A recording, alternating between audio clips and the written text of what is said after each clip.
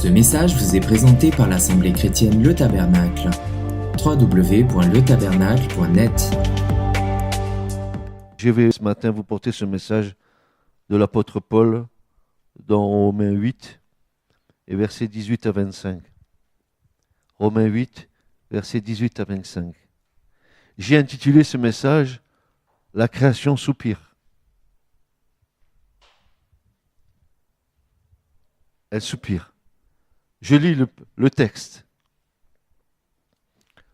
Romains 8, versets 18 à 25.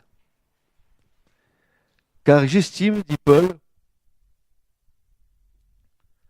que les souffrances du temps présent ne sont pas dignes d'être comparées avec la gloire à venir qui nous doit nous être révélée. Car la vive attente de la création attend la révélation des fils de Dieu. Car la création a été assujettie à la vanité, non de sa volonté, mais à cause de celui qui l'a assujettie, dans l'espérance que la création elle-même aussi sera affranchie de la servitude de la corruption, pour jouir de la liberté, de la gloire des enfants de Dieu. Car nous savons que toute la création ensemble soupire et en travail jusqu'à maintenant. Et non seulement elle, mais nous-mêmes aussi, qui avons les prémices de l'Esprit, nous aussi, nous soupirons en nous-mêmes, attendant l'adoption et la délivrance de notre corps. Car nous avons été sauvés en espérance. Or, une espérance qu'on voit n'est pas une espérance. Car ce que quelqu'un voit, pourquoi aussi l'espère-t-il ? Mais si ce que nous ne voyons pas, si ce n'est que nous ne voyons pas, nous l'espérons, car nous l'entendons avec impatience. Amen.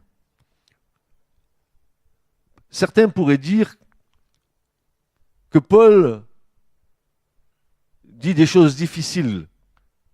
Même Pierre va le dire dans une de ses épîtres en disant que les gens tordent ce que dit Paul, ils n'en comprennent pas le sens.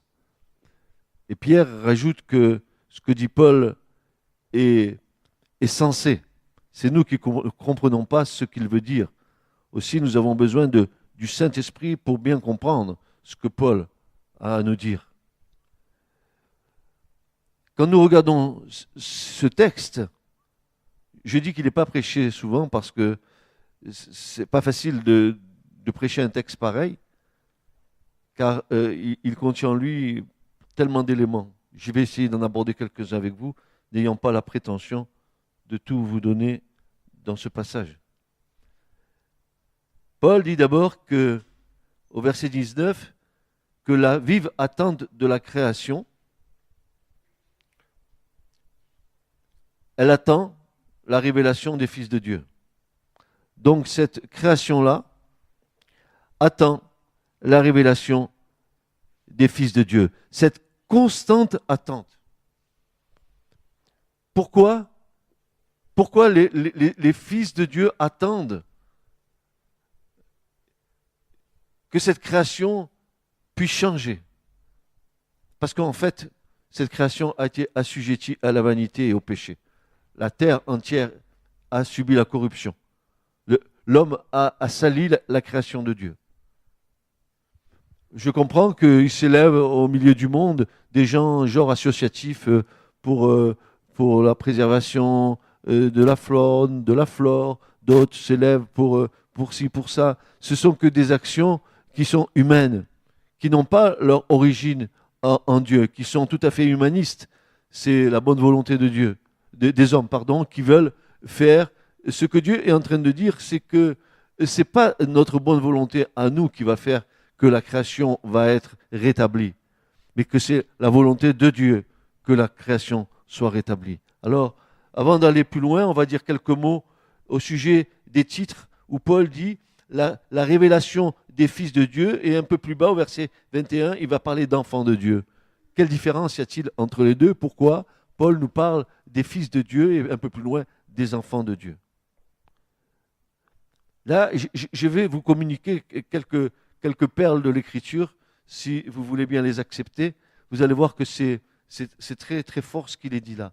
Le titre de fils nous fait penser plutôt à notre position et aux privilèges qui s'y rattachent, en contraste avec le nom de serviteur ou d'esclave. Nous sommes fils. Nous sommes désormais fils et filles de Dieu par l'esprit d'adoption. Que dit l'Écriture? Que l'Esprit atteste à notre esprit que nous sommes enfants de Dieu. Et que le Saint-Esprit a scellé en nous cet esprit d'adoption qui fait que vous et moi, nous soyons appelés enfants de Dieu et nous le sommes par la grâce de Dieu. Vous êtes enfants de Dieu, mais vous êtes fils et filles de Dieu. Nous avons en tant que fils et filles un Père qui est céleste. C'est pour ça que l'Écriture nous dit que nous pouvons dire à Dieu Abba. Abba, qui en hébreu veut dire Père. Et quand Jésus va commencer à enseigner la prière universelle, le Notre Père, il va commencer par Avinu, notre Père. Avinu, notre Père.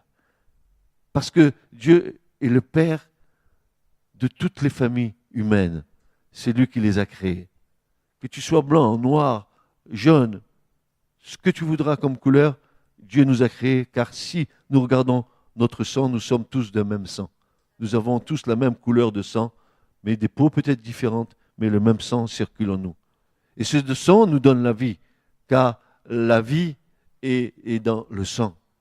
Et nous avons été animés de la vie terrestre, parce que Dieu a mis en nous ce sang qui nous donne la vie. Il nous est dit que désormais, nous sommes fils et filles de Dieu par l'esprit d'adoption. Et le mot, et je voudrais vous préciser le mot qui est là, et qui est, nous avons reçu l'esprit d'adoption, c'est-à-dire le mot huios, qui veut dire fils en grec, et tessia, qui va venir donner une profondeur à ce mot fils, veut dire ceci: nous avons été établis et ordonnés par tessia de huios, filles et fils de Dieu. Dieu nous a établis fils et filles. Nous avons été ordonnés, c'est un ordre qui vient de Dieu, que nous soyons ses enfants, ses fils et ses filles. Et pour cela, il a fallu que Christ vienne à la croix, meure pour nous, ressuscite, afin que le Père envoie le Saint-Esprit. Et c'est l'Esprit que le Père a envoyé qui nous donne la vie, n'est-ce pas? Nul, s'il n'est né d'eau et d'esprit, ne peut voir le royaume de Dieu. Si Jésus dit, il faut que vous naissiez de nouveau. Et Nicodème va lui faire cette remarque. Ce sage d'Israël, il va faire cette remarque à Christ, qu'il était venu voir pendant la nuit, parce qu'il ne voulait pas que ses collègues le voient. Aller fréquenter Jésus à l'époque, c'était une mauvaise chose, n'est-ce pas? Mais il vient le voir, comme on dirait maintenant, en tapinois la nuit, et il vient poser la question à Jésus, et Jésus va lui dire, mais toi qui es maître en Israël, qui es un sage d'Israël, toi qui enseigne le peuple d'Israël, tu ne connais pas ces choses? Et Jésus va lui dire, mais ce qui est né de la chair est chair, mais ce qui est né de l'esprit est esprit. Il dit, il faut que vous naissiez d'en haut. Tu as la vie d'en bas, tu manges, tu bois, tu t'éclates, tu vas à droite, à gauche. Mais spirituellement, si tu n'as pas reçu l'Esprit de Dieu, tu es mort spirituellement. Il n'y a pas la vie en toi. Tu ne peux pas comprendre les choses de Dieu, les choses d'en haut, si tu n'as pas reçu l'Esprit de Dieu pour les comprendre. C'est pourquoi beaucoup butent dans la foi, butent avec l'Écriture. Parce que cette Écriture qui est inspirée de Dieu, comme dit l'apôtre Paul, elle ne peut se comprendre que par l'Esprit de Dieu. Et l'Écriture dit, il faut que vous naissiez. Il faut que tu naisses d'en haut. Et l'alliance que Dieu a fait avec nous, il a dit à Ézéchiel, je ferai une nouvelle alliance avec la maison d'Israël et la maison de Juda. Il va dire ceci, je changerai leur cœur de pierre et je leur donnerai un cœur de chair. Et je mettrai en eux un esprit nouveau. Alléluia, un esprit nouveau, une nouvelle compréhension des choses qui sont dans le ciel, dont Dieu est le roi et le Seigneur de tout l'univers. Oui, tu es fils et fille de Dieu parce que tu as été ordonné par Dieu pour être fils et fille. Dieu t'a choisi avant la fondation du monde. Et quand j'étais là-bas à la Réunion, je leur ai dit, vous n'êtes pas un hasard, tu n'es pas un hasard dans cette génération. Dieu a voulu que tu restes dans cette génération parce que Dieu, il a un plan avec toi dans cette génération. Et je vais te prouver ces choses. C'est que Dieu va dire au prophète Jérémie, il va lui dire, avant même que tu sois formé dans le sein de ta mère, je te connaissais. Vous êtes connus et je suis connu de toute éternité par Dieu. Dieu, dans sa préscience, nous a élus pour le salut. Maintenant, il faut que nous répondions à l'appel. As-tu répondu à l'appel de Dieu pour le salut? Est-ce que tu as ouvert ton cœur à l'appel de Dieu? Est-ce que si tu entends frapper à la porte de ton cœur ce matin, tu es capable d'ouvrir ton cœur et de dire, Seigneur Jésus, rentre dans ma vie? Si ce matin tu as senti quelque chose qui t'attirait avec Jésus, c'est le Père qui est en train de faire une œuvre. Il t'attire à Christ. C'est la vraie conversion. Tu n'es pas converti parce que tu poses tes fesses dans une église. Tu n'es pas converti parce que tu vas à l'église Y, Z ou WZ, tout ce que tu voudras. Tu es converti parce qu'à un moment donné, le Père t'a attiré à Jésus. Pas une église te convertira, pas un homme te reconvertira. Seul le Saint-Esprit peut te convaincre. Il faut en finir avec la religion. La religion tue, mais l'Esprit vivifie. Oui, il nous est dit que sans équivoque, nous avons été établis et ordonnés fils et filles de Dieu. Tandis que le titre d'enfant, technon en grec, ce nom est donné à toute cette relation intime et réciproque qui est formée par les liens d'amour, de l'amitié, de la confiance, comme d'une liaison entre parents et enfants. Dieu nous appelle enfants parce qu'il a une relation de père comme des enfants. Il nous aime. Alléluia. Qui est le père qui n'aimerait pas son enfant? Même aussi tordu soit-il, il continue à l'aimer. Oui ou non? C'est ça que Dieu a mis dans notre cœur. Et ce matin, oui, tu peux dire que tu es fils de Dieu parce que tu as reçu l'esprit d'adoption, mais ne te vante pas de ça.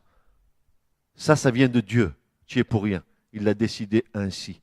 Ça, c'est la préscience de Dieu, la prédestination de Dieu. Je ne la comprends pas, mais je sais que Dieu m'aime. Et à cause de cela, je sais qu'il fait quelque chose de bon avec moi. Et c'est pour ça que si aujourd'hui j'entends ma voix, sa voix, si j'entends la voix du Seigneur, j'endurcis pas mon cœur. Je ouvre mon cœur et je dis, rentre dans ma vie, transforme-moi, transforme mes défauts, transforme pas seulement mes défauts, mais transforme ma maison, ma famille, mes enfants, mes petits-enfants. Transforme toute ma maison, Seigneur. Pourquoi? Parce que je suis ton enfant.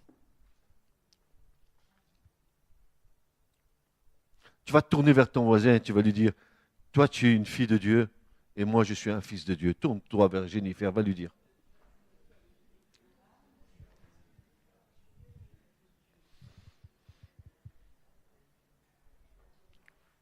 Oui, tu peux le dire ce matin. Oui. Même tu regardes ta femme, tu dis tu es ma sœur. Et tu verras ton mari, tu lui dis tu es mon frère. Il n'y a plus mari et femme, il y a frère et sœur dans le Christ. Amen. Voilà, ce matin, c'est ce que le Seigneur veut. C'est que, en tant qu'enfant, ce terme enfant fait allusion plutôt à l'intime relation. Nous unissons au Père comme étant nés de Dieu.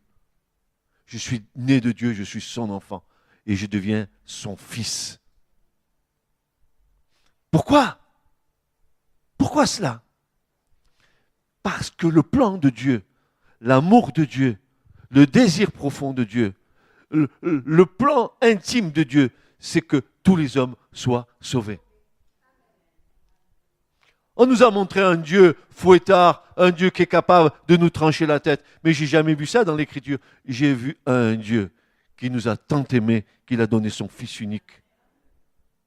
afin que quiconque croit en lui ne périsse point, mais qu'il ait la vie éternelle. Alléluia. Ça, j'ai compris dans l'Écriture. Et c'est ce qui a décidé dans ma vie de suivre Jésus. Il m'a tant aimé. Il t'aime tant. Il a tellement aimé ta vie qu'il a donné son Fils pour toi.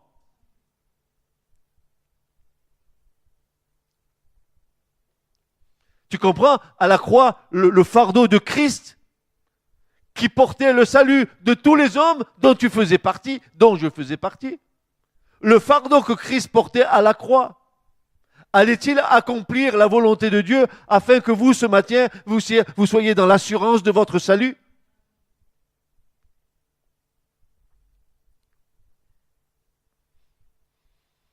Nous ne sommes pas seulement adoptés comme fils, introduits dans la position de fils, mais nous sommes aussi engendrés comme enfants dans la famille de Dieu.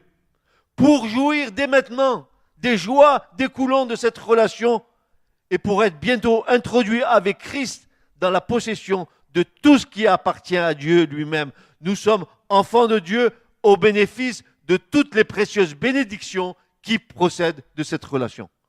Tout est à vous et tout est à Christ. Alléluia. Tout est à moi.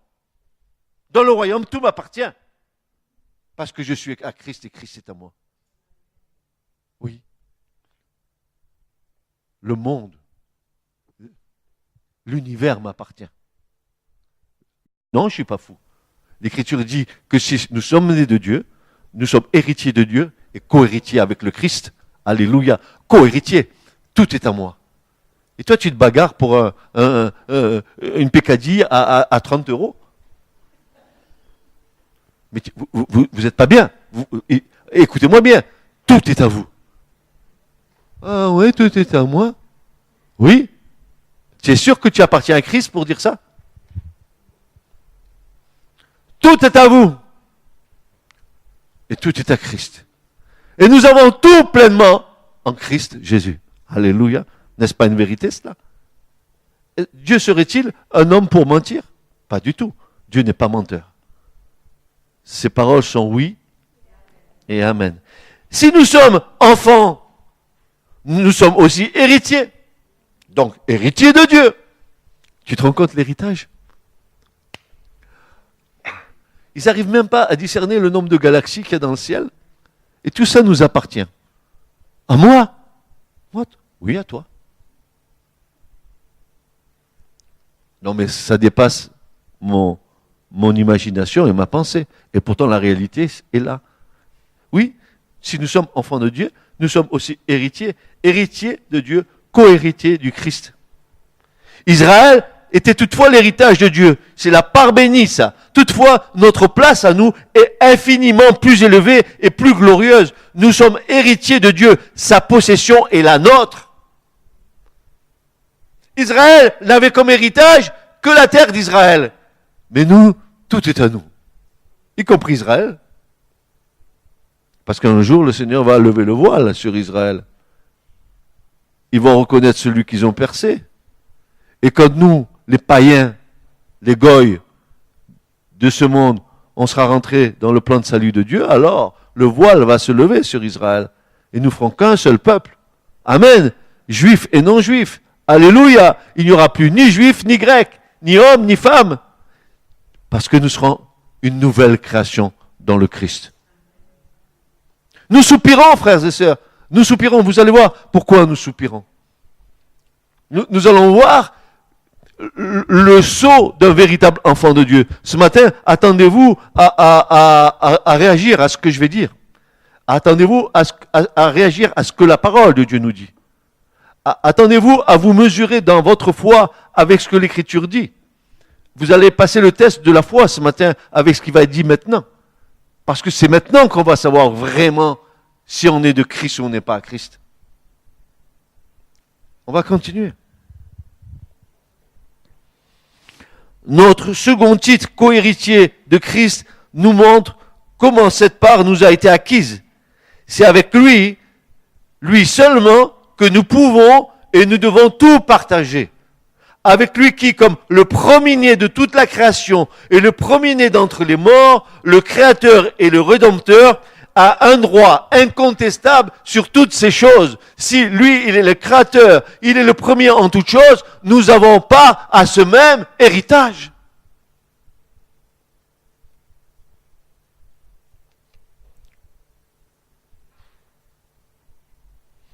Or, le Christ, dans sa grâce merveilleuse, nous fait participer à toutes ces choses. Il va sans dire que toujours et en toutes choses, comme homme, Christ, il a la première place. Et vous trouvez ça dans Colossiens 1,18. Il est le premier en toutes choses, n'est-ce pas? Et si nous poussons à lui comme Dieu, il est clair que nous ne pouvons jamais avoir part à sa divinité. Encore que nous soyons devenus participants à la nature divine, comme enfants de la nature divine et comme fils de la plénitude de bénédiction qui se rattache à ses titres. Or, le chemin qui conduit à ce but glorieux passe par quoi? Tu veux être héritier de Dieu, tu veux être co-héritier du Christ, ça passe par quoi? Toutefois, si nous souffrons avec lui, allez voilà, ça y est, c'est annoncé. Tu veux l'héritage de Dieu, le co-héritage avec Christ, il va falloir que tu passes par la souffrance. Attends, c'est pas du masochisme. Je vais t'expliquer ce que c'est que la souffrance là. C'est pas non plus que tu vas te flageller. Non, c'est pas ça. Tu vas vite comprendre ce que sont les souffrances que nous passons. Les souffrances que nous passons, ce sont les angoisses de notre propre nature. Ce que nous sommes, ça nous fait souffrir. Mais il n'y a pas que ça qui nous fait souffrir, frères et sœurs. Nous allons voir d'où jaillissent ces souffrances. Pour avoir part à l'héritage, pour être héritier de Dieu et co-héritier du Christ, Paul dit, si toutefois nous souffrons avec lui, afin que nous soyons ainsi glorifiés avec lui. Si vous voulez être glorifié avec le Christ, il va falloir passer par les souffrances. C'est un mot que nous ne voulons pas entendre. Tu as compris, la chair, elle n'a pas envie de souffrir.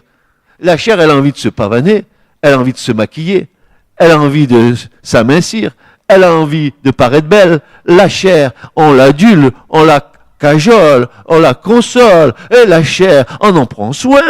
Et petit ventre, réjouis-toi, tout ce que je mange, c'est pour toi. Ça, c'est mon verset préféré.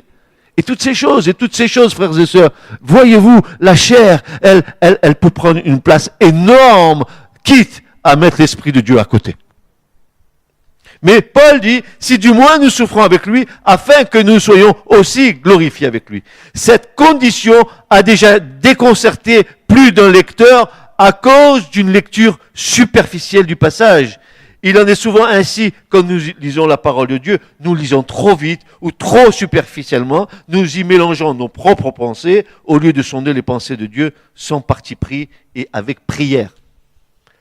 Un tel texte qui se présente devant nous doit se faire et interpréter avec la prière. Mon épouse est témoin. Qu'est-ce que c'est que d'enfanter une prédication? Elle sait maintenant comment que ça se passe, depuis tant d'années. Mais c'est que ces derniers temps qu'elle se rend compte vraiment des choses. Comment que tu portes le message, comment que tu souffres pour enfanter le message, pour recevoir la pensée du Saint-Esprit, pour dire, il faut que je transmette ça à mes frères, qu'ils le comprennent, et que je sois clair, précis dans les choses que je vais leur donner, et que surtout ils soient touchés par le Saint-Esprit. Mais un message, c'est pas quelque chose que tu prends dans une concordance biblique et tu prends des versets que tu alignes derrière et tu en diras quelques mots dessus. Le message, c'est quelque chose que tu enfantes. C'est quelque chose qui va te prendre les tripes, qui va te tenir en haleine toute une semaine. Je dis à ma femme, dès que je sors de cette prédication, si dimanche prochain je vais prêcher, eh bien déjà je suis en train de penser à dimanche prochain. J'ai pas fini ici que je commence déjà à penser à l'autre dimanche. Le passage dit clairement, si du moins nous souffrons avec Christ. Et pourtant, on a supposé qu'il s'agit des souffrances pour Christ. Nous savons que par Philippiens 1,29 et par notre propre expérience, que les souffrances pour Christ, souffrances pour le nom de notre Seigneur, sont un privilège qui n'est pas accordée à chaque croyant. Chaque croyant n'a pas souffert comme le Christ, et vous le comprenez bien. Nos vies sont des témoignages que nous n'avons pas été crucifiés comme Christ a été crucifié sur la croix. Quoique nous devons chaque jour crucifier notre chair. C'est pas la même crucifixion, c'est notre combat, n'est-ce pas? En revanche, nul vrai croyant ne peut échapper aux souffrances avec Christ durant sa marche ici-bas. Le Seigneur Jésus étant un homme de douleur, sachant ce qu'était la langueur. Un homme de douleur. Regardez le cheminement de Christ. Franchement, frères et sœurs. Dès qu'il a commencé, sortant dans le désert, il a commencé à subir l'antagonisme des gens religieux. Il a été confronté à la religion qui est la forme la plus abjecte de la foi. La religion, avec son système religieux, avec ses actes religieux, est anti-foi. Parce que tu mets ta foi dans les actes religieux, tu ne mets pas ta foi dans le Seigneur. Or, le salut n'est pas une forme de l'esprit. Je l'ai déjà dit ici, et je pense l'avoir dit aussi à la réunion. J'ai dit ceci, mais le salut n'est pas le fait qu'on ait compris que dans l'Écriture, si tu confesses de ta bouche que Jésus-Christ est Seigneur, et si tu crois dans ton cœur que Dieu l'a ressuscité, alors tu es sauvé. C'est pas le seul fait de dire ces versets bibliques que tu es sauvé.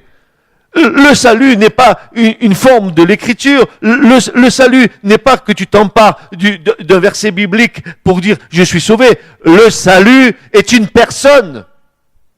C'est le Christ. Quand Siméon a pris Jésus dans ses bras, le présentant au temple, quand Marie l'a porté pour les jours de sa purification, Siméon a dit, maintenant je peux partir en paix, mes yeux ont vu qui? Ton salut, le bébé qu'il avait dans les bras. Jésus est le salut. Jésus est la vie. Jésus est la résurrection. Jésus est le chemin. Jésus est la vérité. C'est une personne. C'est le Christ. Il n'y a pas d'autre de salut en aucun autre. En qui? Dans le Christ. Par lequel il nous était donné le nom de Jésus, le Christ. Pas aucun autre. Le monde de péché et de mort, de souffrance et de larmes, dominé par les principes de la chair, ne pouvait être, pour sa sainte nature et son cœur plein d'amour, qu'une source continuelle de douleur et de deuil. Jésus, quand il marchait au milieu des hommes, il souffrait par rapport au péché de l'homme. Il pleurait. Vous croyez qu'il a pleuré sur la mort de Lazare, Jésus ? Vous croyez qu'il a pleuré parce que Lazare était mort? Non, non, non. Il a pleuré parce qu'il a vu la création en pleine corruption. Il a vu Lazare décomposé, putrifié. Il a vu ce que la création de son père souffrait. C'est pour ça qu'il a pleuré. Pas parce que Lazare était mort, il a ressuscité. C'est pas un problème.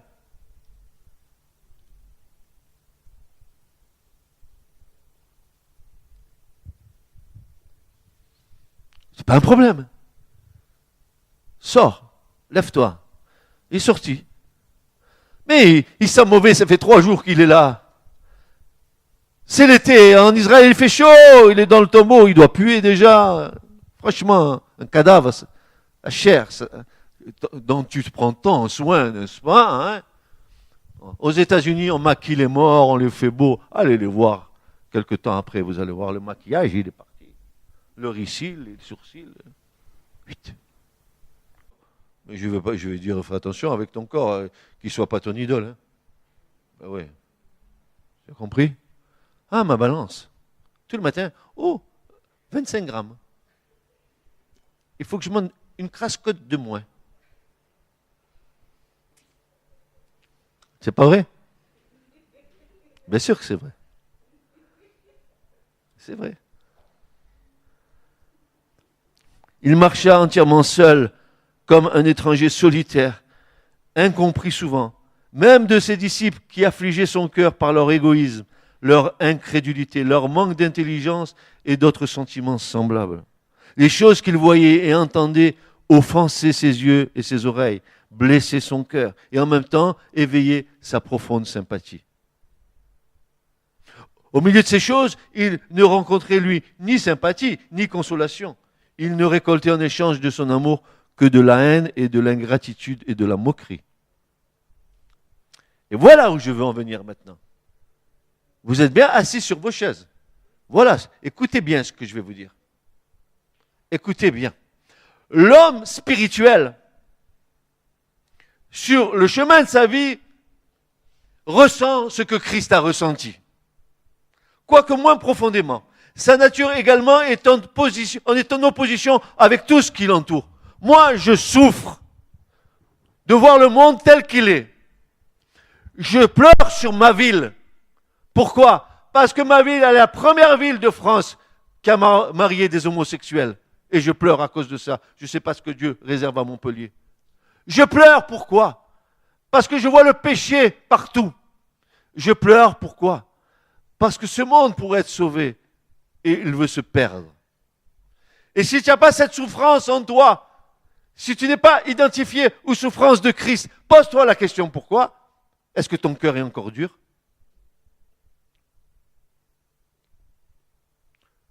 Est-ce que tu dis, j'ai mon salut, voilà ma gloire, mon espérance et mon soutien, et maintenant les autres ils peuvent mourir, moi je suis sauvé. Égoïsme. Le vrai chrétien souffre là où Christ a souffert. Il souffre avec Christ. Son amour pour Dieu et pour ses semblables, son désir de marcher dans la pureté et dans la sainteté qui n'est pas compris de l'Église aujourd'hui. Les églises aujourd'hui acceptent en leur sein le concubinage, l'adultère, le péché. Vous croyez que Christ va prendre une église prostituée? Il a dit que quand Christ viendra, il prendra une église pure, sans tache, sans ride, ni rien de répréhensible. Dehors les adultères. Qui a le courage dans l'église de dire aux gens qui ne sont pas en règle, soit qui règlent leur situation, soit qui partent?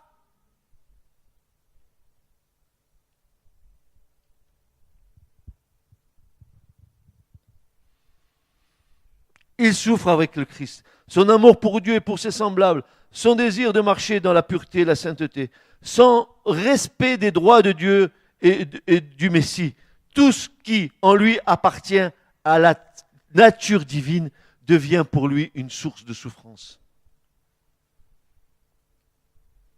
La nature divine en toi souffre.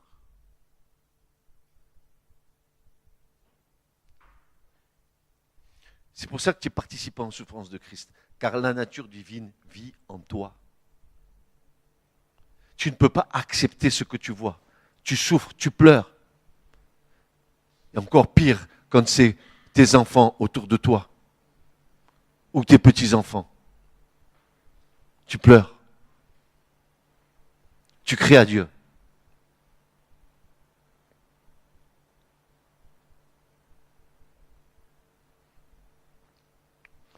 Tout ce qui en lui appartient à la nature divine devient une source de souffrance.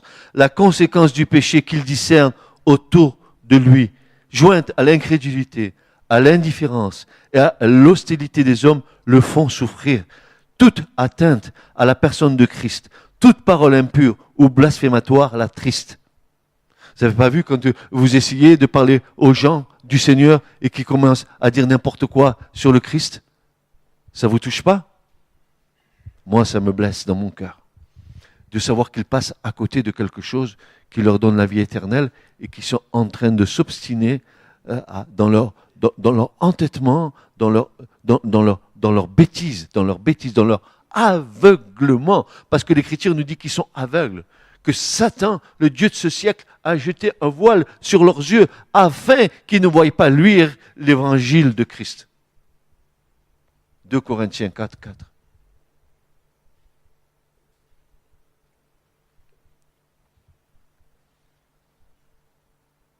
Même le brigand sur la croix réprimanda son compagnon pour l'outrage qu'il fit au Seigneur. Il en éprouva de la douleur. La manière dont l'Église d'aujourd'hui vit le fait souffrir Christ, car le péché abonde. Nous pleurons même sur notre propre nature. Nous pleurons sur notre propre nature. Frères et sœurs, vous n'avez jamais pleuré sur vous pour dire au Seigneur, mais Seigneur, quand est-ce que je vais encore changer sur ce point? Tu pleures sur toi. Parce que tu sais que tu attristes l'Esprit de Dieu qui est en toi. Seigneur, mais transforme-moi, Seigneur. Fais en sorte que ma vie change. Que ce défaut qui est si énorme aux yeux de tous puisse changer, puisse être hanté de ma vie.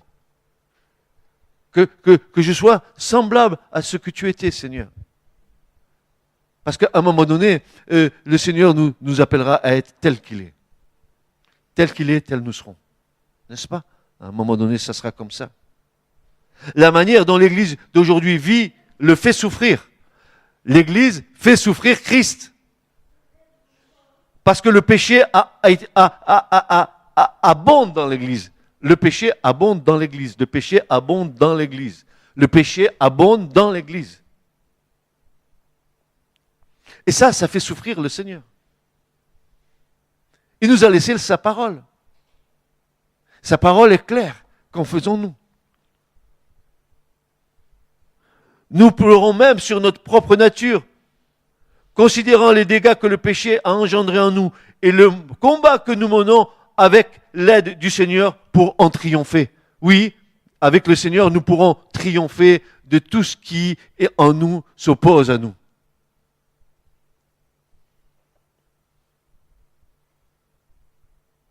Toute forme d'égoïsme,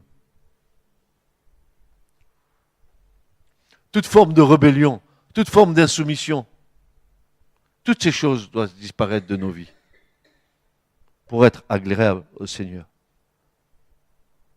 Cependant, il n'en sera pas toujours ainsi. Il y a une espérance. Et voilà.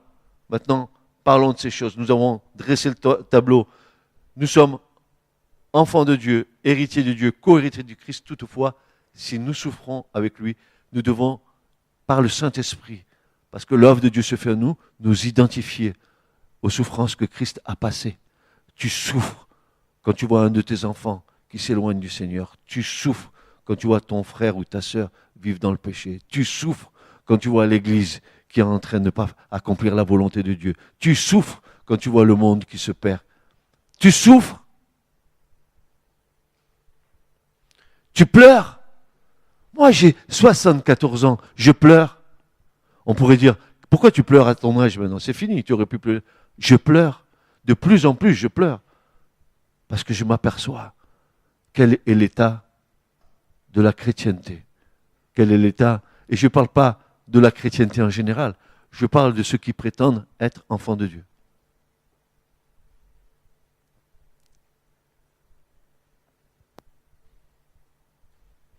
Dans la mesure où nous souffrons avec Christ, nous sommes assurés de partager sa gloire dans le ciel. Bientôt, tous ceux qui souffrent ici-bas avec lui seront glorifiés avec lui dans le ciel. Si quelqu'un ne souffre pas dans une mesure quelconque avec lui, ne serait-ce que durant quelques jours ou même seulement quelques heures, comme le brigand repentant, cela prouve qu'il n'est pas né de Dieu, qu'il n'est pas un chrétien. En effet, comment l'Esprit de Christ pourrait-il opérer dans un cœur sans produire les sentiments qui se trouveraient en Christ lui-même? Vous dites pas Amen, ça? Comment? Vous avez entendu? Peut-être que vous dormez. C'est pas l'heure de la sieste. Je répète, n'est-ce pas? En effet, comment l'Esprit de Christ pourrait-il opérer dans un cœur sans produire les sentiments qui se trouvaient en Christ lui-même? Mais si Christ souffrait, l'Esprit en nous va nous amener à souffrir. Et nous allons nous identifier à Christ. Et nous ne serons pas trouvés comme des enfants de Dieu légers sur la balance. Et je vous ai dit que ça, c'est une marque. C'est une marque de l'Esprit de Dieu sur nous et dans nos vies. C'est la marque que nous sommes scellés de Dieu. Parce que l'Esprit en nous, lui-même, intercède par des soupirs et des gémissements dit l'apôtre Paul dans Romains 8. Il intercède en nous par des soupirs et des gémissements. Pourquoi? Parce qu'il nous fait participer aux souffrances de Christ.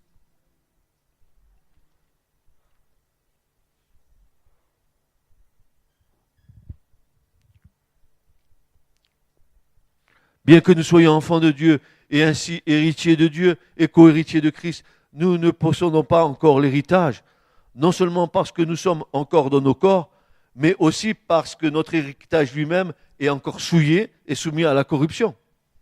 Tant que nous ne serons pas transformés de corps corruptibles en corps incorruptibles, nous ne rentrerons pas pleinement dans l'héritage. Pour l'instant, nous sommes héritiers en espérance, co-héritiers en espérance. C'est pour ça que Paul veut dire, nous sommes en espérance à la fin de son message. Il va le dire. Il dit, j'estime. Et à la fin, il va dire, nous savons. Lui, il estime, mais à la fin, il dira, ensemble, nous savons que.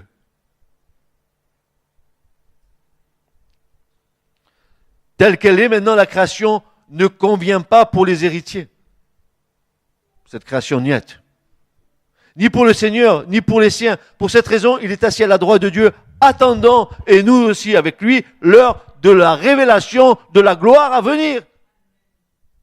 Et elle va venir, parce que Christ l'a promis. À l'égard de cette gloire, l'apôtre Paul, qui connaissait la souffrance plus qu'aucun d'entre nous, pouvait écrire aux Romains, « Car j'estime que les souffrances du temps présent ne sont pas dignes d'être comparées avec la gloire à venir qui doit nous être révélée. Car la vive attente de la création attend la révélation des fils de Dieu. » Cette création attend la révélation des fils de Dieu. Et quand les fils de Dieu seront révélés, cette création sera transformée. Et Jean dit, Apocalypse 21, « Et voici, je vis une nouvelle terre et des nouveaux cieux. Et dans cette nouvelle terre et des nouveaux cieux, il n'y a point de mer. » Et quand l'apôtre dit des nouveaux cieux, il va employer un mot en grec. Ce mot, c'est kainos pour nouveau. Mais quelque chose de nouveau qui n'a rien à voir avec tout ce qui s'est passé par rapport à néos. Nouveau par rapport à quelque chose qui existe. Non, par quelque chose qui n'existe pas. Quelque chose de tout à fait nouveau. D'ailleurs, dans la nouvelle création, il n'y aura plus de mer. Et vous savez pourquoi il n'y aura plus de mer? Parce que le péché, Michée dit que Dieu a pris tous nos péchés et qu'il les a jetés derrière son dos au fond de la mer.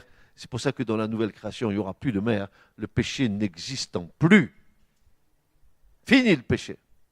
Il en a terminé avec le péché, le Seigneur.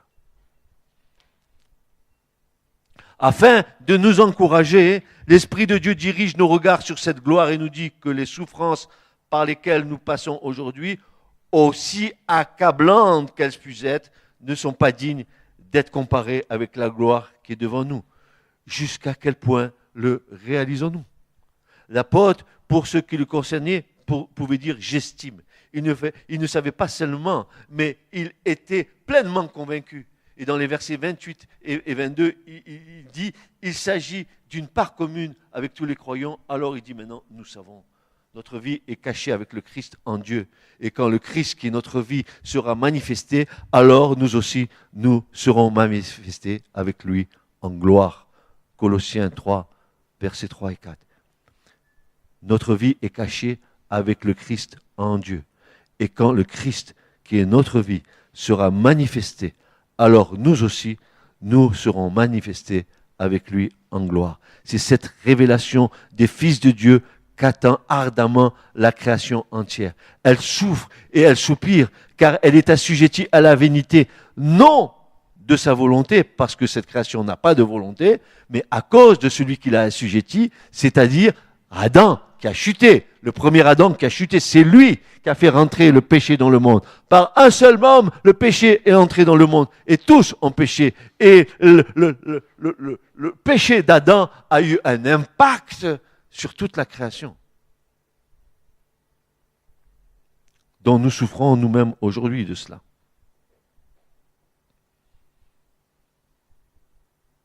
Et Paul va continuer dans l'espérance que la création elle-même aussi sera affranchie de la servitude de la corruption. C'est notre espérance, n'est-ce pas? Que cette création soit affranchie de la servitude de la corruption pour jouir de la liberté, de la gloire des enfants de Dieu, car nous savons que toute la création ensemble soupire et en travaille jusqu'à maintenant. Là, vous ne comprenez pas? Est-ce que vous ne voyez pas? Est-ce que vous ne comprenez pas dans quel état est cette création? Mais la terre, elle est tourmentée. La terre est tourmentée. Le péché de l'homme a fait que la terre est tourmentée. C'est l'homme qui tourmente la terre. Il a tout fait, le péché a aveuglé l'homme. Et cette terre est tourmentée. Ne dis pas, quand tu vois les informations, il y a eu 4 mètres de boue, il y a ça, il y a ça, il y a ça. Oh là là, qu'est-ce qui se passe là-bas? Mais qu'est-ce que ça veut dire ça? Ça, c'est les douleurs de l'enfantement. La terre est comme une femme qui va enfanter. Et si elle va enfanter, c'est qu'elle va enfanter quelque chose de nouveau. De nouveau. Mes frères, mes sœurs, c'est l'espérance que nous avons. Quelque chose de nouveau va sortir de cela. Parce que Dieu l'a décidé, n'est-ce pas? Il a décidé. Hein? Et il est dit que dans l'espérance que la création elle-même aussi sera affranchie de la servitude de la corruption pour jouir. Pour jouir, la terre va jouir de la liberté, de la gloire des enfants de Dieu. Car nous savons que toute la création ensemble soupire. La création soupire sous les conséquences de la chute qu'il a placée sous la servitude de la corruption. Quand l'homme, le chef de la première création, pécha, son sort fut partagé par toute cette création. Le péché d'Adam a fait que nous sommes là au point où nous en sommes aujourd'hui. Mais gloire soit rendue à Dieu que Christ soit venu.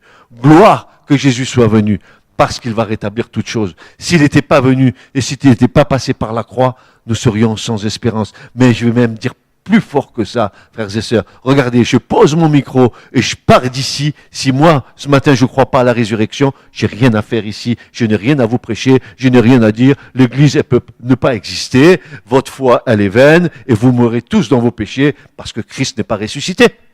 Mais s'il est ressuscité, regardez l'espérance que nous avons. À quoi ça sert les églises si Christ n'est pas ressuscité? Allez le dire. Allez dire à tous les pasteurs, à tous les prêtres que vous rencontrez, si Christ n'est pas ressuscité, fermez votre église. Je me suis permis de dire ça dans une église catholique où il y avait 7 prêtres. Devant un cercueil, je leur ai dit, qu'est-ce qu'on fait ici? Si mon frère qui est dans le cercueil, il n'avait pas l'espérance de la résurrection, pourquoi nous sommes ici? Pourquoi vous êtes prêtre? Pourquoi je suis pasteur? Si Christ n'est pas ressuscité, qu'est-ce qu'on fait là devant lui? Lui, il est mort dans ses péchés. Vous servez un Dieu qui n'est pas vivant? Allez, retournez dans le monde. Moi aussi, je retourne. Mon foi est vaine. Et nous mourrons dans nos péchés.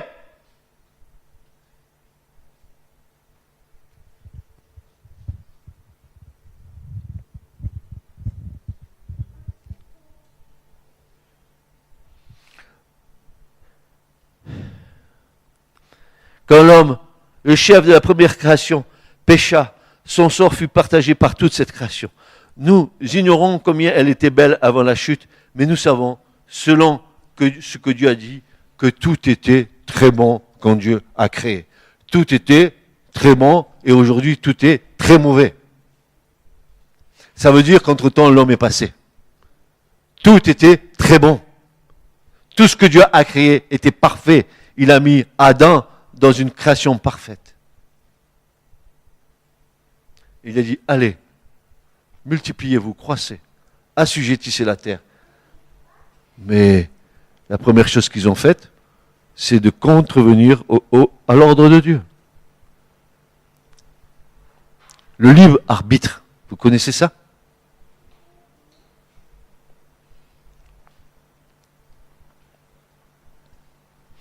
Dans sa grâce infinie, il s'occupe d'abord des coupables, de ceux qui, par leur chute, ont produit toute cette misère. Il choisit des êtres envers lesquels il veut manifester les richesses de son amour et de sa miséricorde, afin de faire participer à la gloire dans les siècles à venir. La création tombée dans la corruption par leur faute. Dieu a parlé par les prophètes d'autrefois. Il a parlé par les prophètes de ce rétablissement de toutes choses. Frères et sœurs, ce mot qui est là, ce rétablissement de toutes choses, c'est ce que Paul appelle la palingénésia. La palingénésia, ça veut dire le rétablissement, les choses nouvelles, la régénération que Dieu va donner à la terre. Non, Dieu ne va pas créer une nouvelle terre sur quelque chose qui était ancien. Il va faire quelque chose de nouveau, une nouvelle création. Il est dit, comme le Seigneur l'appelle en Matthieu 19, 28, quant à Actes 19, 3, 19, 21, Paul nous dit, il nous parle de temps de rafraîchissement. C'est un terme médical appliqué au temps messianique, une réanimation. En figure, un soulagement, une consolation. Oui, les temps messianiques, c'est un temps de rétablissement. Oui, le royaume millénaire de Christ, ça va être un temps de rétablissement où la paix sera sur la terre. Et les prophètes nous disent que pendant le millénium, le lion se pètera avec l'agneau. Et qu'un enfant mettra la main dans le trou d'un serpent, ça ne lui fera pas de mal. Parce que même la création entière aura retrouvé la paix de Dieu.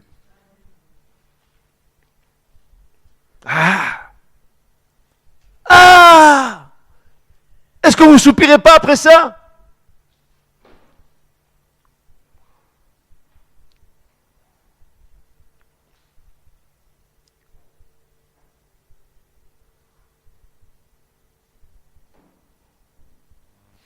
En nous acheminant vers la manifestation de cette gloire, nous exprimons par nos soupirs le fait que nos corps,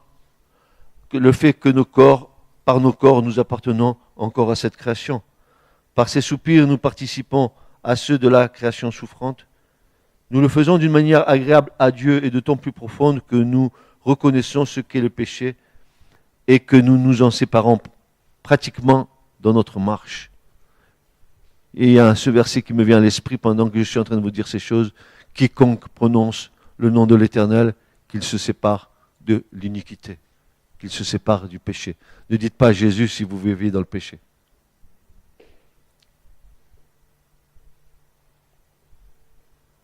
Nous aurons des comptes à rendre au Seigneur. Ce n'est pas parce que nous ne le voyons pas que nous n'aurons pas de comptes à rendre. Bientôt, il viendra en gloire et tout genou fléchira devant lui. Et toi, qui avais prétendu mener ta vie comme tu l'entendais, tu te rendras des comptes au Seigneur. Pourquoi? Parce que tu es responsable ce matin de ce que tu entends. Si tu bouges ton oreille, c'est ton problème. Ce n'est pas le mien. Mais le Seigneur, il sera capable de te remonter le temps, le moment où tu as écouté et que tu n'as pas voulu entendre.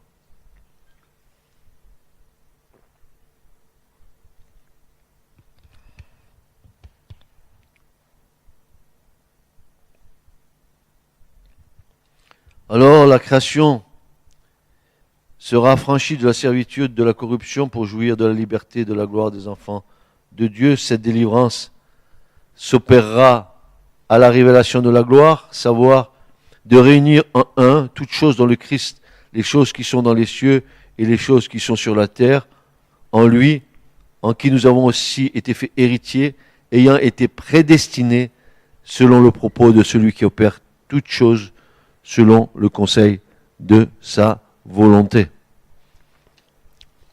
À la fin, tous réunis en un dans le Christ. Aujourd'hui, c'est le temps de la grâce. Je voudrais vous communiquer encore quelque chose et après, ça sera terminé. Aujourd'hui, c'est le temps de la grâce et que personne ne peut jouir de la liberté de cette grâce si ce n'est par le moyen de la foi. Sur ce terrain, il ne peut avoir aucune relation entre la création et nous. D'une part, parce que la création n'est que matière et n'a pas d'intelligence. Et d'autre part, parce qu'elle n'en est pas venue à son état actuel par sa propre faute, et nous n'avons pas besoin de pardon. Mais lorsque la liberté de la gloire des enfants de Dieu apparaîtra, les conséquences bénies de l'œuvre rédemptrice de Christ se manifesteront envers sa création. C'était le bon plaisir de toute la plénitude habitant en Christ de réconcilier toutes choses avec elle-même, ayant fait par lui la paix par le sang de sa croix. Voilà, encore à nouveau la croix, frères et sœurs. L'œuvre de la rédemption. l'œuvre qui réconcilie les choses qui sont en haut et les choses qui sont en bas. Heureusement que Christ est venu.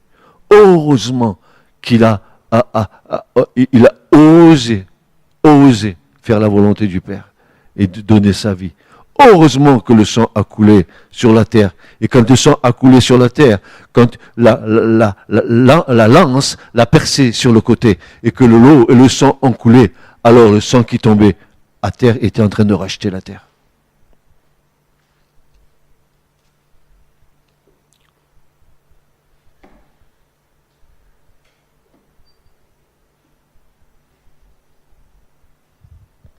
Ces choses ne sont pas encore réconciliées, mais le sang de Christ, fondement de cette réconciliation, a été versé. L'œuvre nécessaire a été accomplie. Nous l'avons chanté tout à l'heure. C'est accompli. Maintenant, écoutez bien. Le royaume de la grâce date de la chute de l'homme. C'est quand le Sauveur eut donné sa vie, lorsqu'il s'écria « Tout est accompli » ou « C'est accompli », que le plan de la rédemption fut totalement assuré. La promesse du salut faite au couple désobéissant de l'Éden fut ratifiée. Et ainsi, le royaume de la grâce, qui jusqu'alors n'existait qu'en vertu de la promesse de Dieu, était alors fondé. Tout est accompli. Ce verbe signifie tout a été amené à fin. Tout est terminé. Tout est fini.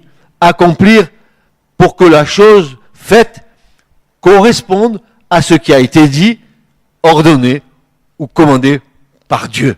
Amen. Parce que Dieu l'a commandé, Christ l'a fait, et en finalité, à la croix, il dit maintenant, par cette œuvre, tout est accompli. Le royaume de la grâce est instauré, parce que la promesse faite maintenant est accomplie. Tu vis sous la grâce. C'est accompli. Tout est accompli. Tout est amené à la perfection, à la plénitude de l'amour du Père. Tout est accompli, frères et sœurs. On n'y revient pas dessus, n'est-ce pas? Non seulement la création, mais nous-mêmes, dit Paul, aussi, qui avons les prémices de l'Esprit.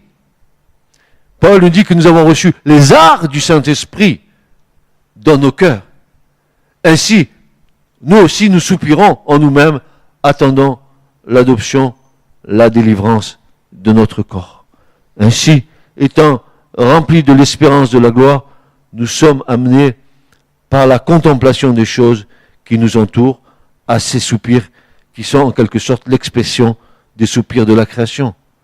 Et chaque fois que ton cœur soupire, que tu as un soupir dans ta vie, tu participes à ce soupir de la création qui attend la révélation des fils des dieux vivants. Alléluia. Ils ne sont pas, répétons-le, les fruits de notre mécontentement ou de notre impatience, mais ils sont produits par le Saint-Esprit qui habite en nous et dont nous avons les prémices.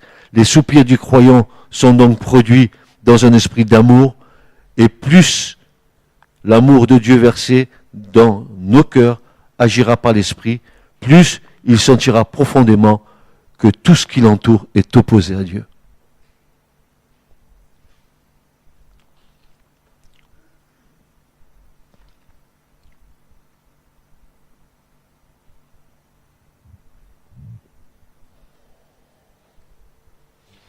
Je vous avais dit que ce texte était rempli d'espérance et de perspectives glorieuses qui nous aident à fixer nos yeux à la manifestation de l'œuvre rédemptrice de Christ envers sa création.